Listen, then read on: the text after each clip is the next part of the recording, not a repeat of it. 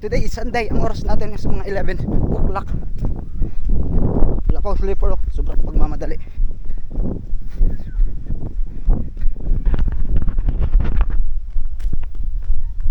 Andito na kami. Ayun yung lambat natin. Gali ako sa charge. To, nakailan? Mga ilan? Mga siguro Estimate. mga 2 tonelada. Kung 2 tonelada man yan, maraming salamat sa Panginoon. Biyaya. Ngayon lang nakahuli yung ano natin, lambat. Ayun, nandun sila. Tayo ay inaantay ng mga yan. Yung lambat natin na yon, magto 2 years na. Magto 2 years na. Ang nahuli pa lang nun ay yung tamang hatian lang ng tao. At talagang pinagawa natin yon para sa mga kababayan natin na may nagagamit. Siyempre makatulong sa kanila. Tapos ginawa ko talaga yon para sa mga mga Big Edge Valley o yung Mabilog, Talakitok na yung grupo. Ngayon, ito yung pagkakataon na tayo ay binayayaan. At nasa simbahan ako hindi pa kami tapos mag-service. Tumawag na sa akin si tita at urgent daw. So pagkatapos ng service agad sumibat ako pa uwi. Actually marami pa sana akong trabaho pero minsan lang to sa ating buhay na mangyari tong ganito. Ito yung priority natin. Let's go. Wow, laki turtle. Uy, grabe. Tiger ay. Parang bigla akong na-shock dun sa kasi nadala ako ng adrenaline rush. Sobra akong nagmadali talaga. Kasi nga ayun. Tudo nga ako. Ay, yung para na babaoy, alikupan pa yang. So in this moment, papunta na kami doon. Yan lambat na natin na yan is 2 years na yan. Tama ba ito? Ang estimate ko 2 years na. So ang nahuhuli lang yan ay yung mga dalagang bukid, mga ganon. Laki naman ang laki natin ng ginastos dyan. At talagang pinagpe-pray ko na sana someday ay talaga makahuli yan.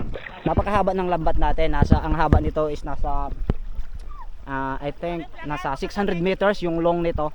Tapos 12 na di pa yung lalim. Dito tayo. Sige, ikutan mo. Tapos ayan, yung mga lambat na yan, dahil nga mahaba siya, ay iikutan ng doble kasi nga napakahaba nung net natin. Ano kuya? Ito na yung inaantay natin pagkakataan. Ito na yung inaantay na pagkakataan. Sana nakuha lahat. Amen. Ito si Kuya Gare, siya yung nagdadala ng lambat natin.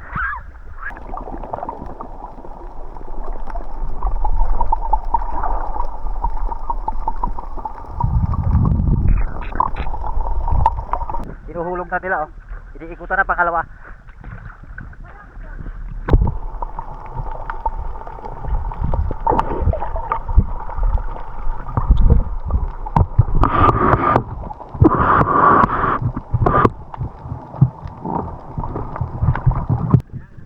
Yung lambat natin nakapaikot na yan, doble na yan. Naikutan na siya ng doble.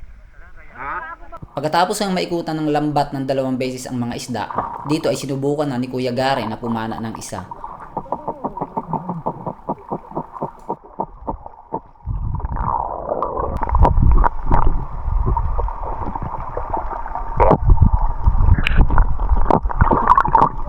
At maya-maya pa ay nagulat na lang kami nang biglang binulabog ang mga isda na nasa loob ng aming lambat. Isang kasamahan namin ang biglang bumulabog na akala niya siguro ay talagang bubulabugin ang mga isda pagkatapos na. Nang magkagulo na nga ang mga isda, ito ang dahilan kung bakit ang ibang isda ay nakalabas sa ating lambat. Ang kagandahan nito, makalabas man sila, ay nasahod pa rin sila ng isa pang lambat na nakapaikot sa atin.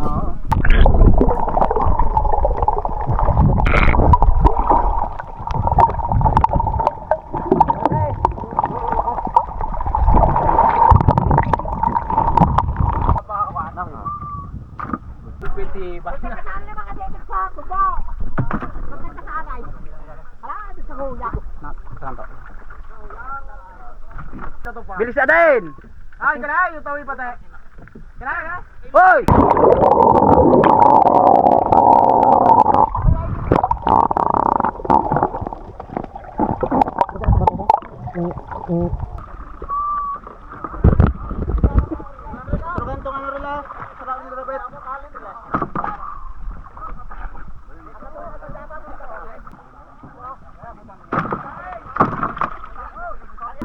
Usang barutadong kadak na igadarong to. Usang baruto yang ka butangan nindot isra.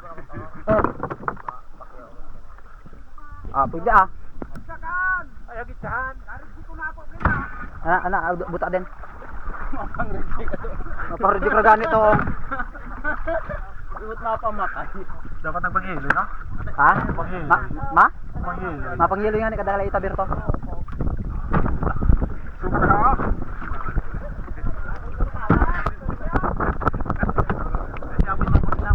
Ha? Ay, basta talaga. Kausap ka bilog.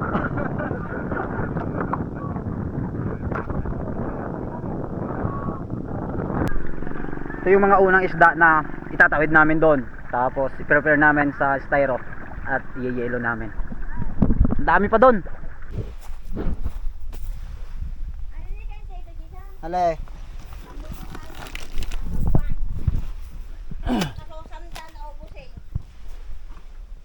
Ito yung unang batch.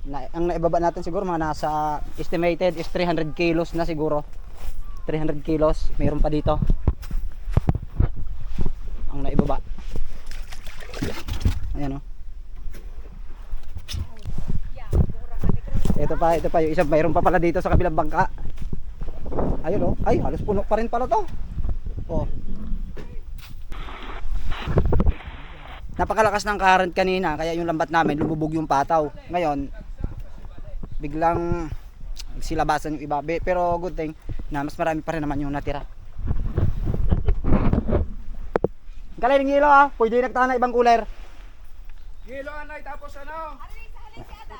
Mas maganda yata yung crack yan eh. Karangko.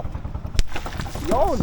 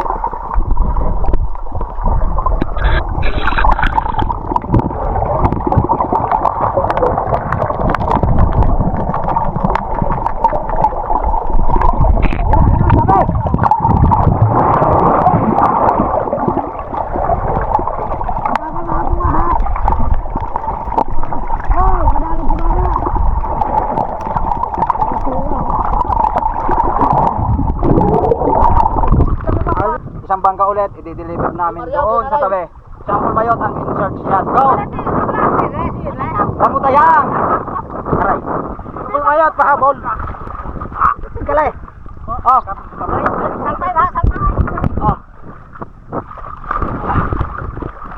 Sampol Mayot ang in-charge sa pag-deliver. Go! Go, Lolo Mayot! Parimar! Oh, Parimar! Parimar! Ayusan ng impara eh.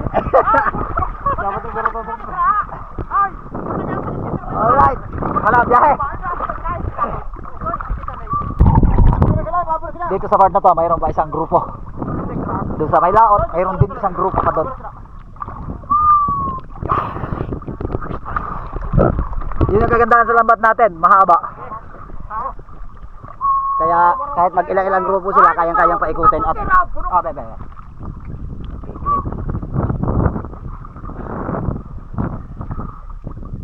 Alright. Maboy mong pala. Huwag ka! Parot ah. Parot ka nanay.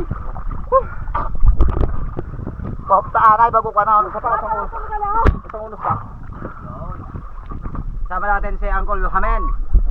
Ang matibay ng barangay, Masaya. Ang export ng mga taga ano. Bulwang ray. Ibang rako sa. Ako na At Chica Island. Ay, wag na yan. Mayaman na yan. Tumaumil pa kali.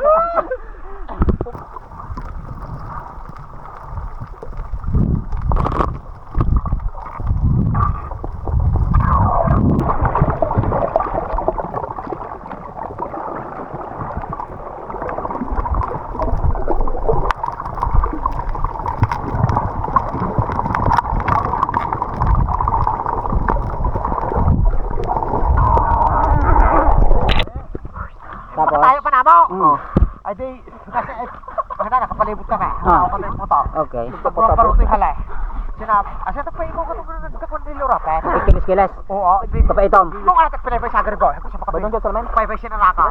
Ako na eh. Area. Pag ay halay, nagsidya siya sa tamo kay baharan iba nang halik ko sa sakop. Dinalay. Dali. Dalay. Ay, amo yung bakakonera ng sure. Ay, anong tawag doon? Israel kale. Anong tawag doon? Kinangwan, biyaya. Biyaya. Biyaya ng dagat mga guys. Mau ka to.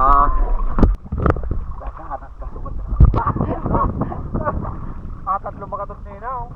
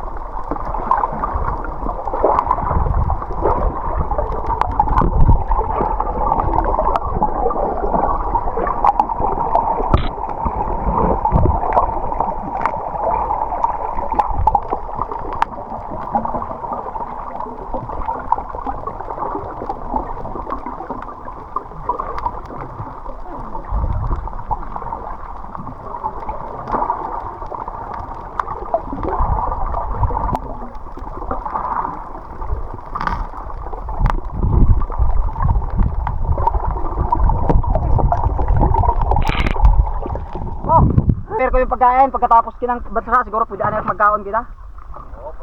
Oo, kagutom ayo. Kain muna tayo. Nagpaluto doon. Ito, angkat ulit natin. Tawid ulit natin papunta doon. Ay, oo. Imo? Okay. Tatangan pa. Relengay.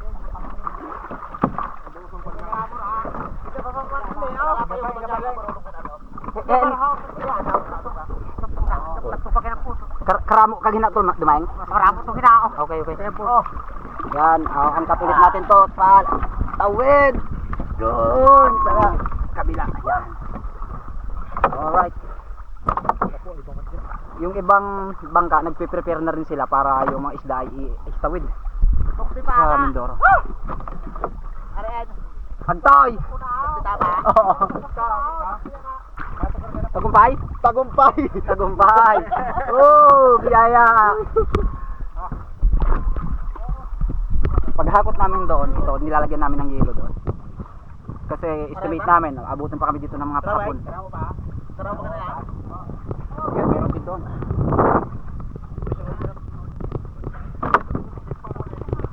Sulit ba ka?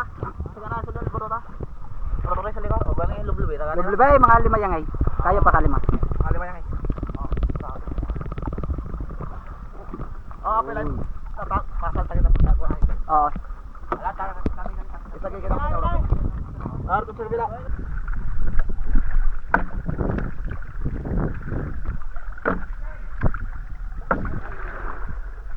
Ito yung dalawang bangka na yan. Tatawid ng Mindoro yan. Para sa mga isda. Ingilista niyo mo ta? Good. Kagyuto. Mga isla na tatawid ng isla. Buko. Ay ang kulungani kina.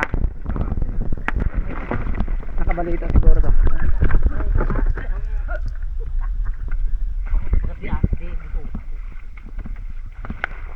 Natimbang ikali kuya? Nakapilang kilo capacity? Ay halos kalito 100 kala. Yung isda doon sa lambat na hindi pa nahuhuli, actually mga nasa abutin pa ng 500 yun, 500 kilos yun. Wow. Nakatawag kayo Ben? Nakatawag ay? Okay. Ay, kung wala nakiloy ka rin, nakiloy. Okay.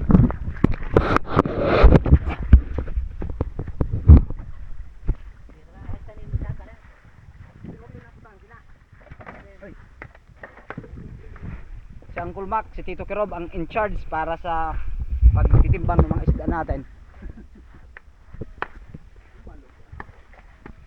Very good. Dalawang bangka pa yan, no? Yung isa puno. Yung isa patabi, yung isang patabi na yan, puno din yan. So, yung mahirap na dito sa isla, kinakapos kami ng mga yelo. So, kaya madali kami na ma-dispose ito. Ayan, gamitin lahat yan. Dito naman yan lahat. Ayan yung isang bangka. Ito yung bangka natin. May isda din yan. Saka yung mga tao nagugutom na rin, kaya kagutom ay? Oo, kagutom ay. 10 din yan yung bangka natin. 100 kilos din yan. Okay.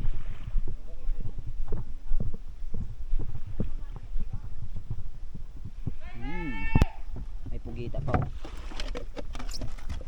May pugita pa, oh. Ito si Uncle, siya yung nag-report na yung mga mabilog ay nasa tabi. Lagi mo nakikita to na Uncle. Ito ngayon lang na timingan. Na kasi kanina pang umaga yung mga yon. Ito, nag-prepare kami ng pagkain para lahat ay makakakain. Yun. At syempre, alam na kung ano yung ulam. Anong ulam natin Uncle? Hindi mabilog. Mabilog. Wow, Tangan niya ikinabot sa killer. Okay, kain na. Pero bago tayo kumain, i-pray muna natin yung pagkain, ano. Dakilan namin Diyos Panginoon, sa oras na to, nagpapasalamat po kami sa mga pagkain na nasa harapan po namin. Ang aming dalangin, O Diyos, linisin niyo po ito, pagpalain, at mula ay magdulot ng lakas sa aming mga magkakasama, maging magdulot din ng kagalingan kung meron man kami mga karamdaman. Salamat sa biyaya ngayong araw, Panginoon, na ibinigay niyo po sa amin. Sa pangalan ni Jesus, Amen. Kaya kain.